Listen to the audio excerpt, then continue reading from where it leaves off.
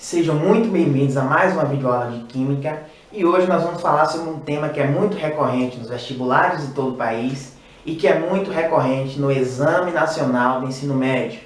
Hoje iremos falar sobre a estação de tratamento de água, as etapas básicas que ocorrem em uma ETA, Estação de Tratamento de Água. A primeira etapa desse tratamento de água é a captação. Então, na captação, essa água ela é captada por meio de tubulações, por meio de alguns casos de um sistema de elevatória, que vai auxiliar nessa captação. Depois que essa água ela é captada, ela chega na estação de tratamento de água e já passa pela primeira etapa de separação, a etapa de gradeamento. Essa etapa de gradeamento, os materiais mais grosseiros, como pedra, como pneu, materiais plásticos, todos os materiais maiores eles já são separados por uma grade. E aqui nós já temos o primeiro tipo de separação de misturas. Temos uma videoaula sobre separação de mistura, na qual nós vamos mostrar alguns tipos, algumas técnicas de separação de misturas. Você que ainda não acompanhou essa aula, temos aqui disponível no nosso canal essa aula sobre separação de misturas, que é muito importante para que você acompanhe essa aula aqui de hoje. Tranquilo? Então olha só, aqui na primeira etapa nós vamos ter a primeira técnica de separação de misturas, que é a peneiração.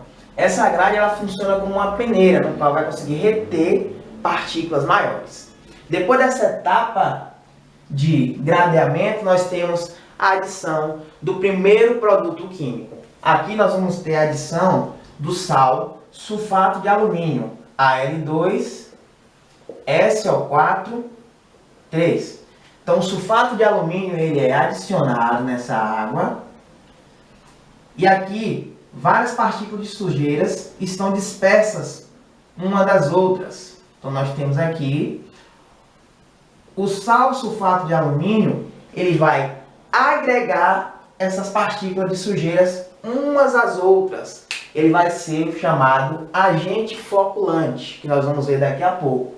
Essa etapa de adição do sulfato de alumínio, que é o nosso agente floculante, que vai proporcionar, que vai possibilitar a junção dessas partículas que estão dispersas na água, a gente chama de coagulação. Após a coagulação, nós temos a segunda etapa, ou melhor, a terceira etapa. Após a coagulação, nós temos a floculação. Então, nós temos aqui a floculação.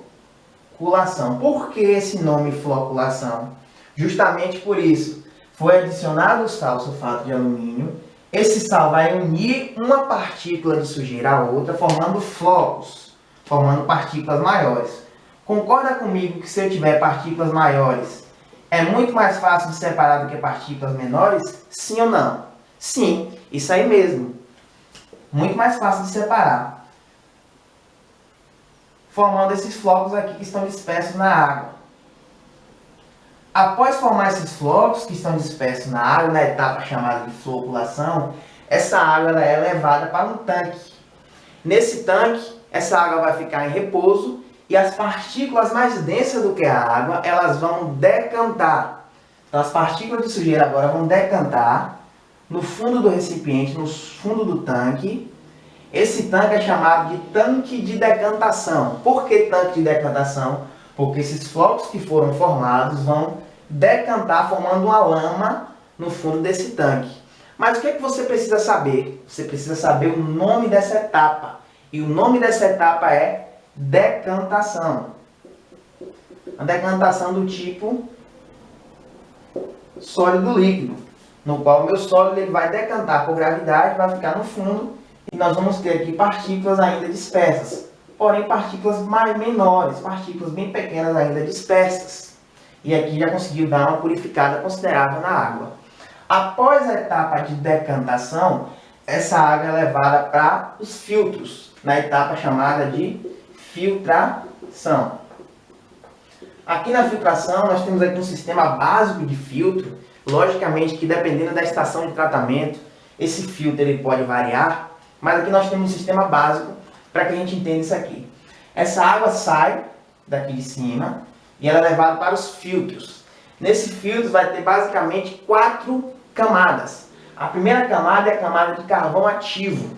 E aqui eu chamo a atenção de vocês. O carvão ativo está sendo muito cobrado nos vestibulares nos últimos anos. Então vamos entender qual a função do carvão ativo nessa filtração. O carvão ativo ele vai ter na sua estrutura poros muito pequenos. Esses poros eles vão funcionar como absorvente. Então o carvão ativo ele vai conseguir reter partículas pequenas. Por quê?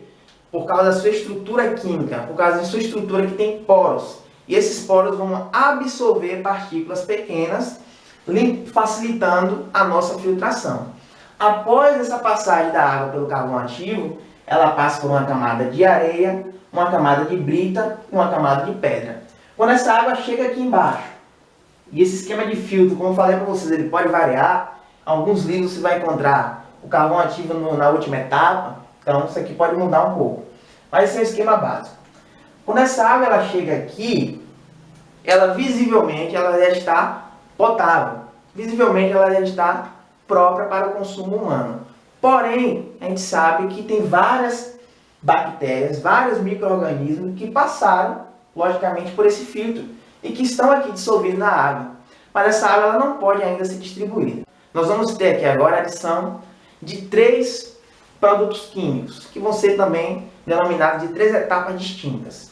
O primeiro produto, que não é necessariamente nessa ordem o primeiro, nós vamos ter a adição de cloro, que a gente vai chamar de cloração. Nós vamos ter a adição de flúor, que a gente vai chamar de fluoretação. E nós vamos ter a adição de calvigem ou óxido de cálcio, que a gente vai chamar de alcalinização. Mas tranquilo que nós vamos ver cada um desses separadamente, vamos ver a função de cada um desses. A adição de cloro no tratamento de água ela vai funcionar com o efeito desinfectante. O cloro vai ser responsável por matar bactérias e micro-organismos. O cloro ele vai ter uma ação desinfectante, ele vai ter uma ação oxidante, ele é capaz de oxidar a matéria orgânica e por isso ele vai matar micro-organismos e bactérias. A reação básica de adição de cloro na água é a seguinte: você vai ter o cloro gasoso, Cl2, reagindo com a água, formando o ácido hipocloroso. Vou escrever essa reação aqui não balanceada, mas é interessante você pensar o seguinte, que esse ácido hipocloroso formado, ele vai sofrer ionização e vai liberar, vai quebrar essa molécula aqui, vai liberar quem? H+, e vai liberar o ânion OCl-. Esse ácido hipocloroso formado, ele vai ter justamente essa função. Ele vai ter a função de matar bactérias e micro-organismos a partir da oxidação da matéria orgânica, principalmente. Então, função do cloro na água, matar bactérias e micro-organismos. Como é que a gente chama essa etapa de adição de cloro? Cloração. Isso aí. Agora vamos falar sobre a fluoretação, ou seja, a adição de flúor. O flúor vai ter basicamente a função de auxiliar na prevenção de cáries para a população. Então é adicionado, por exemplo, o flúor na forma de NaF, do sal fluoreto de sódio. Esse sal fluoreto de sódio vai liberar o F-, e esse ânion F- vai ser responsável pela prevenção de cáries, que a gente vai chamar isso de fluoretação, adição de flúor. E por último, a etapa que é muito cobrada também, que é a alcalinização, que é a adição de um óxido básico ou comumente de um sal básico também. Por que é adicionado cal na água? Por que é adicionado o óxido de cálcio na água?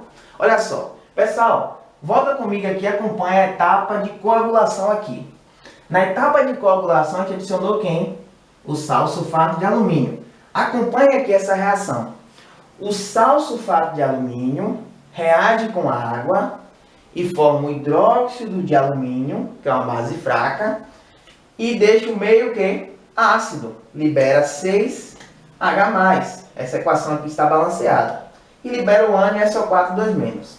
Mas o que chama a atenção aqui nessa reação é o seguinte, que forma-se uma base fraca, hidróxido de alumínio, e o meio ele fica ácido. Porém, essa água ela não pode ser distribuída para a população ácida. Então o que é que tem que fazer?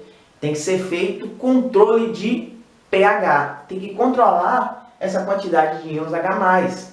E o que é feito para controlar essa acidez da água, esse excesso de acidez da água?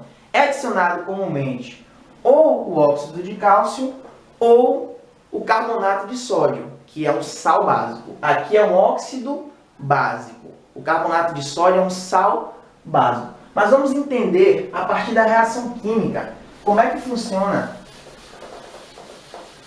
essa ação do óxido de cálcio na água. Olha só, o óxido de cálcio é um óxido o quê? Básico. Isso aí. Se ele é um óxido básico, o que vai acontecer? O CaO, que é um óxido básico, vai ser jogado na água. Então ele vai reagir com a água, H2O, e vai formar quem? A base hidróxido de cálcio. O hidróxido de cálcio, como ele está na água, ele não vai ficar nessa forma aqui, ele vai sofrer dissociação iônica, ou seja, vai quebrar essa molécula aqui e vai liberar o quê? E vai liberar 2OH-. Olha só, nós temos no meio H+, e nós temos no meio OH-. Quando eu junto H+ com OH-, eu formo o quê? Eu formo moléculas de água. E qual o pH, qual o potencial hidrogênio iônico da molécula de água? 7. Resumindo, o que é que eu estou fazendo quando adiciono cal? Estou formando uma base, e essa base vai liberar o OH-, que vai neutralizar o H+ da água, fazendo o controle de pH. Ou seja, qual a função da cal virgem? Qual a função do óxido de cálcio no tratamento de água? Controlar o pH, fazer o controle de pH. Por que ele vai fazer o controle de pH? Porque ele vai formar uma base. Ele é um óxido básico, reage com água e forma uma base. Essa base que foi formada vai sofrer dissociação, liberando ânion OH-, vai liberar hidroxila. A hidroxila vai reagir com H+, e vai neutralizar, controlando o pH da água. E esse pH ele vai ser distribuído para a população entre 6, 6,5, 7. O ideal é que fique em 7, mas nem sempre ele consegue o pH exatamente em 7. Mas o pH ele tem que estar bem próximo de 7. Por que bem próximo de 7? Porque é um pH neutro, nem muito ácido, nem muito básico. Ele tem que controlar essa quantidade de óxido de cálcio também. Porque essa água ela não pode ser distribuída ácida para a população. Não pode ser distribuída ácida para a população. Tem que ser feito um controle de pH. Tranquilo? Nome dessa etapa, alcalinização. Por que alcalinização? Porque esse termo básico também é chamado em química de termo alcalino. Então, básico e alcalino são sinônimos. Então, por isso, essa etapa aqui é chamada de alcalinização, adição de cal, ou também desse cara aqui, Na2CO3, carbonato de sódio, que é um sal básico. Tudo certo? Tudo tranquilo? E depois disso, essa água é distribuída para a população. Como? Essa água é levada para os reservatórios, e desses reservatórios ela é distribuída para a população. Agora, para a gente fechar nossa aula com chave de ouro, vamos fazer uma rápida revisão do professor Júnior sobre a estação de tratamento de água. Primeira etapa é a captação. Depois da captação, essa água ela passa pelo gradeamento, no qual os materiais grosseiros são separados, e depois disso ela recebe a adição do primeiro produto químico, que é o sulfato de alumínio. Qual a função do sulfato de alumínio? Formar agregado de partículas. Essa etapa é chamada de coagulação, porque é adicionado um agente coagulante. Isso aí. Depois disso, essas partículas de sujeiras que estavam dispersas vão formar flocos. Essa etapa que forma os flocos a gente chama de floculação. Após a floculação, essa água é levada para um tanque chamado de tanque de decantação, no qual esses flocos que foram formados decantam, formando uma lama por gravidade, e depois disso essa água ela vai ser levada para os filtros, no qual ela passa pelas 4 camadas. Depois de passar pelas 4 camadas, ela recebe a adição de 3 produtos químicos básicos: cloro, matar bactérias e micro-organismos; flúor, prevenção de cáries; e óxido de cálcio, controle de pH. Tranquilo? Obrigado pela atenção de vocês e até a próxima videoaula. Um abraço!